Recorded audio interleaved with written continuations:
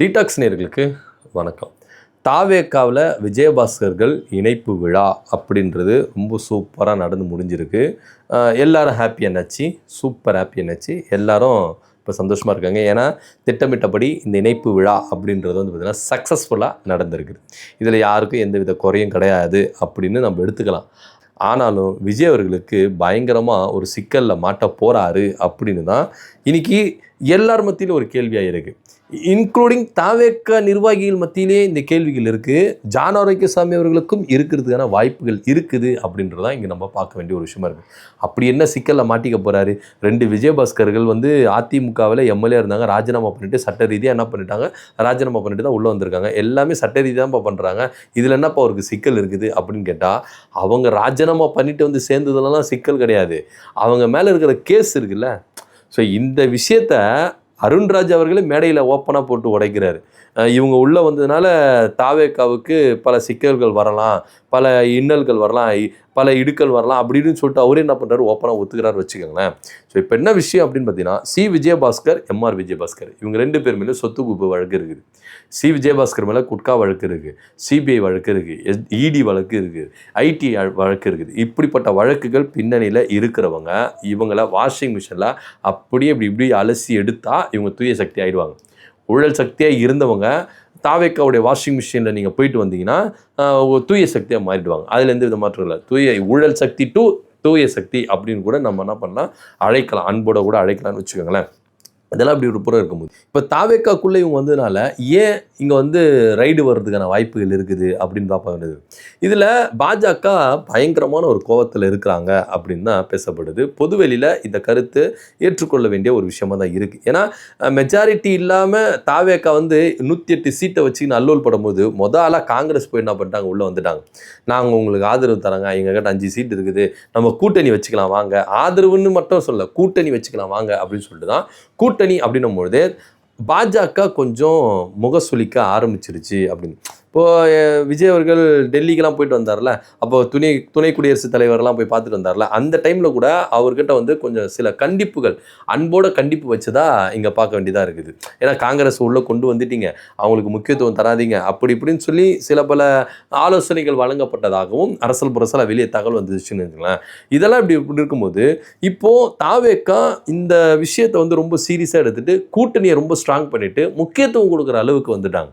காங்கிரஸுக்கு முக்கியத்துவம் கொடுக்குறாங்க. இப்போ உள்ளாட்சி அமைப்பு தேர்தல் சொல்லுறாங்க, அதில் மேயரு அந்த மாதிரி விஷயங்களில் வந்து தாவேக்கா வந்து காங்கிரஸுக்கு வந்து அள்ளி வீசுகிறாங்க. ஸோ இதெல்லாம் வந்து பாஜகவுக்கு கொஞ்சம் எரிச்சலை தான் உண்டாக்குது அப்படின்னு இங்கே நம்ம பார்க்க வேண்டிய ஒரு விஷயமா இருக்குது. ஸோ இந்த விஷயத்தை எல்லாத்தையும் வச்சுட்டு இங்கே பாஜக ரிவெஞ்ச் எடுக்கிறதுக்கான வாய்ப்புகள் இருக்குதா அப்படின்னு தான் பார்க்க வேண்டிய ஒரு விஷயமா இருக்குது.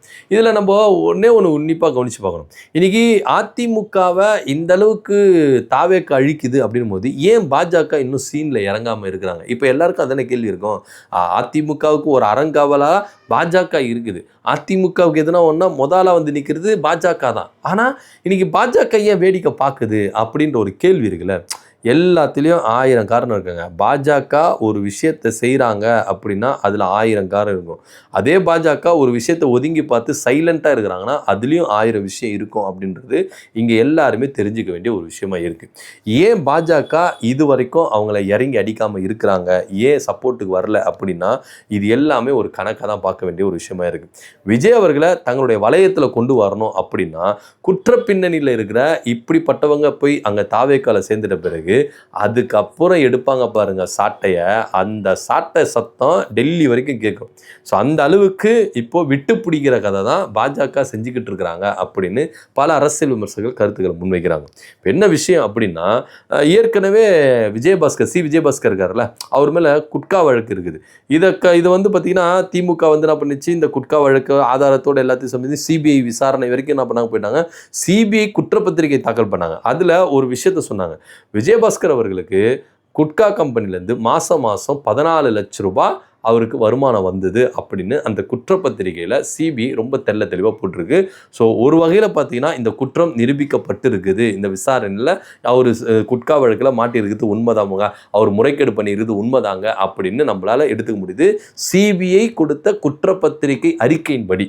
ஸோ அப்படி பார்த்தா இவர் மேலே இந்த விஷயம் இப்படி இருக்கும் பொழுது இதில் இடி பிடிச்சின்னு வந்துடுவாங்களா, நூல் பிடிச்சின்னு வந்துடுவாங்களா, அதுக்கப்புறம் வருமான வரித்துறை வந்துடுவாங்களா, சிபிஐயும் வந்துடுமா, இது போக லஞ்ச ஒழிப்பு துறை வழக்கு இருக்குது. வருமானத்துக்கு அதிகமாக சொத்து சேர்த்த வழக்கு லஞ்ச ஒழிப்புத்துறையில் இருக்குது. சரி, மேபி லஞ்ச ஒழிப்புத்துறை தமிழ்நாடு கவர்மெண்ட்டில் இருக்கிறதுனால இப்போ அவங்க ஆளுங்கட்சியில் போய் சேர்ந்தனால அதை கூட வந்து என்ன பண்ணிவிடுவாங்கன்னா எப்படியா கணக்கு காட்டி என்ன பண்ணுவாங்க, அந்த கேஸெல்லாம் தள்ளுபடி பண்ணிவிடுவாங்கன்னு வச்சுக்கோங்களேன். இருந்தாலும் டெல்லி அவங்க கிட்ட ஒன்றும் பண்ண முடியாது. ஸோ கூடிய விரைவில் இந்த வழக்கு வந்து தூசி தட்டி எடுக்கிறதுக்கு சிபிஐ ரெடி ஆகிடுச்சு, ஐடி ரெடி ஆகிடுச்சு, இடி ரெடி ஆகிடுச்சு அப்படின்ற ஒரு தகவல் அரசல் பரசலாக பரவின்றிருக்கு. இதில் முழுக்க காரணம் விஜயை தன்னுடைய கண்ட்ரோலில் கொண்டு வரணும் அப்படின்னு தான். இப்போது சிபிஐயில் ஏற்கனவே விஜய் மேலே வழக்கு இருக்குது. அதே போல் சிபிஐ முதல் தகவல் அறிக்கையில் ஆதவர்ஜனா பேர் ஃபஸ்ட்டு இருக்குது. இந்த கரூரில் 41 பேர் இருந்தாங்களே, இது குறித்து விசாரணை புரிஞ்சதில் அதில் சிபிஐ வந்து எஃப்ஐஆர் ஃபைல் பண்ணியிருக்காங்க. அந்த எஃப்ஐஆரில் ஆதவர்ஜனா பேரும் இருக்குது. ஆனால் இவர் என்ன பண்ணுறாரு, வெளியே வந்துட்டு கரூர் கணக்கு ஒன்று இருக்குது, அதை வந்து தீக்காமல் விடமாட்டேன் அப்படின்னு சொல்லிட்டு ஒரு அமைச்சர் காவல்துறையை வந்து ரொம்ப இழிவுபடுத்தி பேசுகிறாரு, காவல்துறை மேலே குற்றத்தை சுமத்தி பேசுகிறாரு. அப்போ எப்படி பேசுனார் ஆதவர்ஜனா அப்படின்றத யோசித்து பார்க்கணும். இப்போ அதிகாரம் இருக்கிறதுனால எப்படி பேசுகிறாரு அப்படின்றத பார்க்கணும். இப்போ உங்ககிட்ட அதிகாரம் இருக்குது, உங்ககிட்ட எல்லாமே இருக்குது, நீங்கள் என்ன பண்ணலாம், தாராளமாக காவல்துறையை வந்து விசாரித்து என்ன பண்ணலாம், அந்த கரூரில் என்ன சம்பவம் நடந்துன்னு சொல்லிட்டு வெட்ட வெளிச்சமாக காட்டலாமே. ஏன் காட்ட மாட்டேங்கிறாரு, எதுக்கு தயக்கம்? ஏன்னா சிபிஐயில் விசாரணை இருக்குது. சிபிஐ விசாரணை இருக்கும்போது 19 இப்போ நீங்கள் வந்து என்ன பண்ணுறீங்க, திமுக காரன்னு இப்போ வரைக்கும் நீங்கள் சொல்லிக்கிட்டு இருக்கீங்க. ஸோ எல்லா பவர் உங்கள் கிட்ட இருக்குது, ஆட்சி உங்கள் கிட்ட இருக்குது. அப்படி இருந்தால் ஏன் விசாரணையை நீங்கள் வந்து துரிதப்படுத்தாமல் தாமதப்படுத்துறீங்க? இந்த கேள்வி வந்து நியாயமான கேள்வி தானே. நீங்கள் இன்னொரு விஷயம் சொல்கிறாரு, அங்கே என்ன நடந்து விஜயபாஸ்கர் அவர்களுக்கு தெரியும். ஏங்க வழக்கு வந்து சிபிஐ வந்து விசாரிச்சுன்னு இருக்குது, சிபிஐக்கு தெரியுமா, விஜயபாஸ்கருக்கு தெரியுமா? இப்போ வந்து எப்படின்னா இந்த விசாரணை வளையத்துக்குள்ள சிபிஐக்கு வந்து என்ன பண்ணுறாரு, லீடு கொடுக்குறாரு. விஜயபாஸ்கர் என்ன பண்ணுங்க, இந்த விசாரணை வளையத்துக்குள்ள கொண்டு வாங்க, அவருக்கு எல்லாம் வந்து தெரியும் அப்படின்னு சொல்கிறாரா அப்படின்னு நம்மளுக்கு தெரியல. ஏன்னா நீங்கள் பேசுறது ஒவ்வொன்றுமே ரெக்கார்டடு, இது எல்லாத்தையும் வாட்ச் பண்ணிட்டு இருப்பாங்க சிபிஐ. நீங்கள் என்ன பேசுகிறீங்க, அப்போ நீங்கள் அந்த மேடையில் ஏன் அப்படி பேசுகிறீங்க, ஏன்னா நீங்கள் ஒரு அமைச்சர் பொறுப்புலேருந்து பேசுகிறீங்க. ஸோ இதெல்லாம் நோட் பண்ணி பார்க்கணும். ஸோ இதெல்லாம் ஒரு புறம் இருக்கட்டும். இப்போ என்னன்னா இந்த விஜயபாஸ்கர்கள் உள்ளே வந்ததுனால விஜய்க்கு பயங்கரமான ஒரு சிக்கல், நெருக்கடி. ஏன்னா பாஜக என்ன பண்ணுவாங்க, உள்ளே வந்து இறங்கிட்டாங்கன்னா விஜயை தன்னுடைய வளையத்தில் கொண்டு வருவாங்க. அப்போது இங்கே சொல்கிறத நீங்கள் செய்யணும் அப்படின்றதான். இப்போ உதாரணத்துக்கு ஆளுநர் அர்லேக்கர் வந்து மதுரையில் போயிட்டு ஆய்வு நடத்துகிறார். மக்கள் பிரதிநிதியாக இல்லாதவர் ஒரு நியமன ஆளுநர், அவர் போயிட்டு என்ன பண்ணுறாரு, ஆய்வு நடத்துகிறார். அதை அனுமதிக்குது இந்த தமிழ்நாடு அரசு. ஸோ எந்த அளவுக்கு வந்து இங்கே வந்து பாஜகவுக்கு இவங்க வந்து என்ன பண்ணுறாங்க, ஸோ இதை வந்து பார்த்தீங்கன்னா அமைதியாக இருக்காங்க.